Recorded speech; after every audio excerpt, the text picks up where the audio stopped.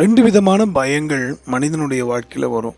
ஒன்று தேவ பயம், அது நன்மையை தரும். ஆனால் உலகத்துக்கு அடுத்த மனுஷ காரியங்கள் இவைகளை குறித்து பயப்படும்போது அது மரணத்தை உண்டு பண்ணுமா? இதோ பக்தன் சொல்லுகிற ஒரு காரியத்தை கேட்போமா? சங்கீதம் 119 120.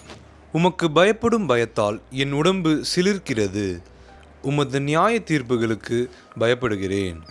அன்பானவர்களே, இந்த வார்த்தை சொல்லும்போது இப்பொழுதே உங்களுக்கு உச்சந்தமே உள்ளங்கால் வரை தேவனுடைய வல்லமை கடந்து வருவதை பார்க்குறேன். உடம்பு சிலிக்கிறது. இதோட அர்த்தம் என்னென்னா, கர்த்தருக்கு பயப்படுகிற பயம் யாருக்குள்ளே இருக்குமோ அவங்கள இந்த லோகத்தின் வியாதிகளோ கடன் பிரச்சனைகளோ அல்லது இந்த உலகத்தில் காணப்படக்கூடிய போராட்டங்களோ மேற்கொள்ளவே முடியாது.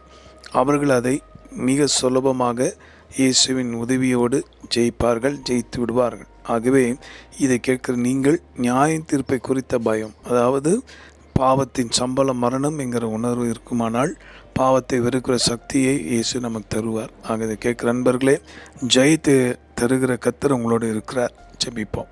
நன்றி ஆண்டவரே, பயத்தை நீக்கி வியாதி கவலை கண்ணீர் தேவைகளை குறித்த பயம்லாம் மாற்றி போட்டு உமக்கு பயப்படுகிற பயத்தால் நிரப்பாப்பா.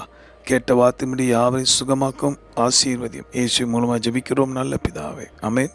உங்களுக்காக திறப்பில் நின்று ஜெபிக்கிற உங்கள் அன்பு சகோதரமணியே. God bless you.